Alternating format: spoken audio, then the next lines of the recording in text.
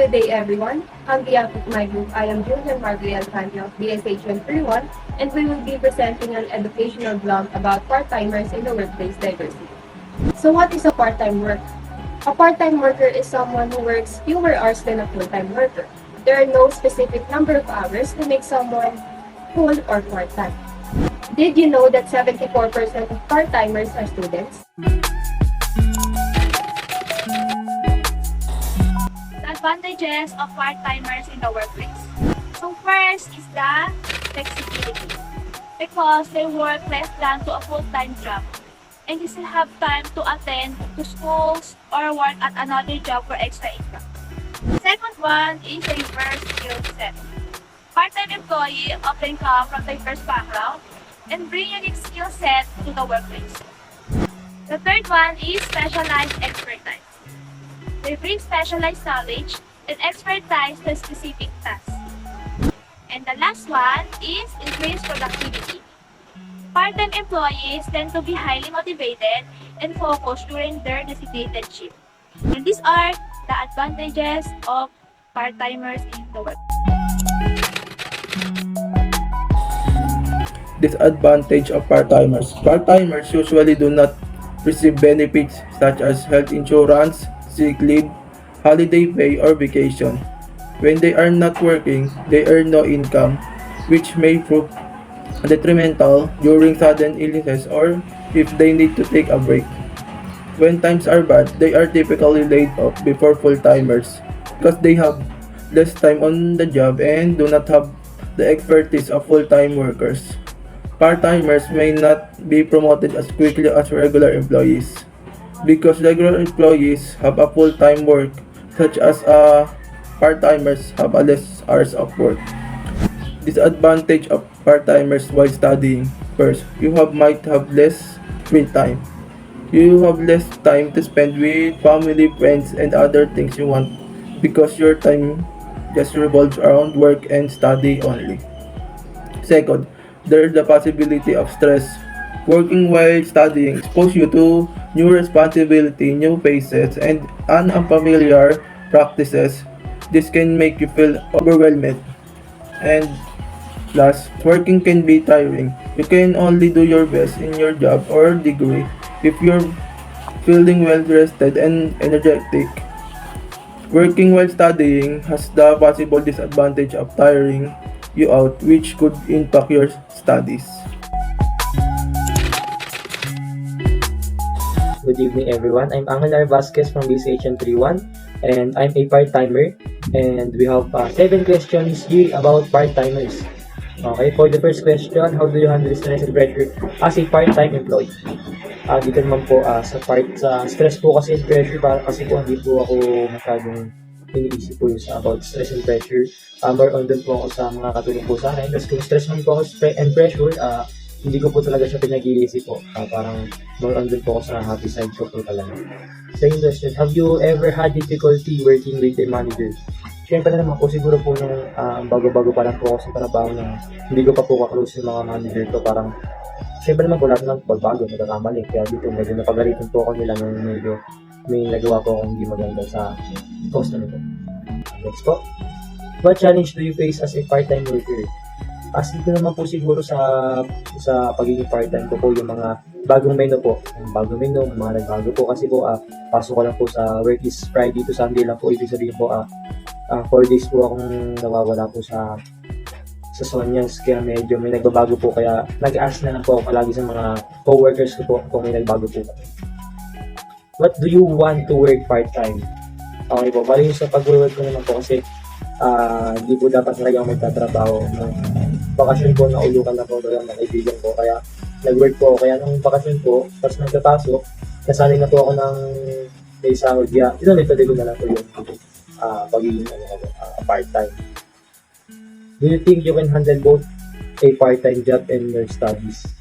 Yes naman po, very flexible naman po yung Sonyas about sa studies ko po, kaya hindi po ako matagal nahihirapan. Medyo pagod nga lang po, pero what is your typical schedule as a part-timer? Bale, pagiging part-time ko po kasi depende po sa schedule ko po sa school.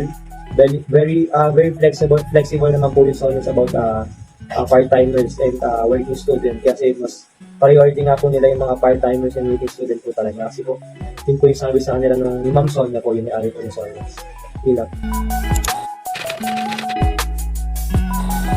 How do you handle stress and pressure as a part-time employee? For me to help deal with stress, I always look for the positive in every situation instead of concentrating too much on the things I didn't manage to get done on that day. I focus on how much progress I have made in other areas. I have made other areas I can work well under pressure because there is no job or task which has no pressure. This is required for the timely completion of the work. Without pressure, no one will be bothered to complete the work on time.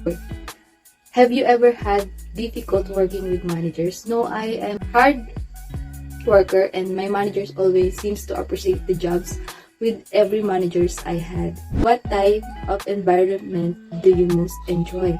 I enjoy working in an environment where the members of the team have a strong sense of camaraderie and a good work ethic. I like working with competent, kind of funny people who like to get more fun. What challenges do you face as a part-timer workers? So, for me, less payment and no benefit. Kasi less payment kasi hindi naman tayo totally na regular, kaya mababay mo natin sundo. Tapos no benefit, wala tayong SS, pag-ibig PhilHealth na makuha sa kanila. Why do you want to work as a part-timer? Kasi mas madali yung pasok sa kanila. Hindi natin hawak yung oras natin. Kasi kung kailan natin gusto pumasok sa kanila, tayo magkakaroon ng pasok. Do you think you can handle both a part-timer job and your study? So for me, I can handle both basta karunong tayo sa time management. What is your typical schedule as a part-timer? So, if wala tayong pasok sa school, dun lang po ako nagkakaroon ng duty or schedule para limbawa wala akong pasok ng Friday to Sunday, yun lang yung schedule ko sa work. Hi guys, I am Maybeline Alegre and I am here to share with you my learnings from the experience of my part-timer classmates. So first, it's just admiring their ability to handle pressures they feel on their work. According to them, rather than wasting their times in the negativities, they stay focused on the positive side so that they can work well and be an effective worker. Second, positive connection is important to build strong relationships. Asking when you don't know is important so that you can become knowledgeable. Aside from it can help you to have a better performance at work, it can also help you to build strong relationships with your managers and coworkers. However, because they are not always present in their work, they still face challenges like working without knowing the changes and getting paid less. But according to them, this is very considerable since they work as part-timers only. And good communication and understanding is important to cope up with it. But what do you think is the reason why they choose to work as a part-time? According to Marga, most of the part-timers are students, and I agree with it. I found that some of the students work as a part-time because they just encouraged by their friends, while many work as a part-timer because they want to earn extra income to support their study. Didn't you agree that it's just impressive how they do manage to balance their work and studies? According to them, they just do it by managing their time effectively and finding ways to pursue both.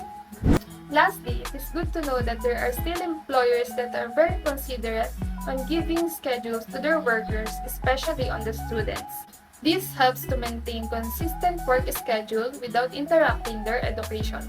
Overall, I've gained a deeper respect for the determination, adaptability, and resilience of the part-time workers. So, sa recommendation, sa panahon ng orientation nila, dapat po rin silang bigyan ng information about sa company na papasukan nila. Mga rules about sa mga benefits nila sa time ng break time, at sa time ng work at iba pang particular na gawain na maaaring matapos nila within the schedule na ibibigay mo sa kanila. And bigyan sila ng isang task na magagawa nila at matatapos sila. At since part-time nga sila, maaaring di sila available sa araw-araw. Sa isang task na yun, bibigyan mo sila ng isang priority na task para matapos yun. Set the expectation early kung ano yung pinakailangan at ano ang hinahanap ng company na pinasukan niya. So, para makapag-adjust siya sa mga taong makakasama niya during work hours niya. Instead of thinking na they are part-timers, think that they are one of the full-timers na nag-work sa isang company. Every meeting kasama sila to help them feel connected lalo na sa mga bagong tasks and future tasks to also what problems or improvement they have to improve. And syempre, treating part-time employees with fairness, respect, and professionalism not only helps retain valuable talent but also contributes to a positive work environment for all employees.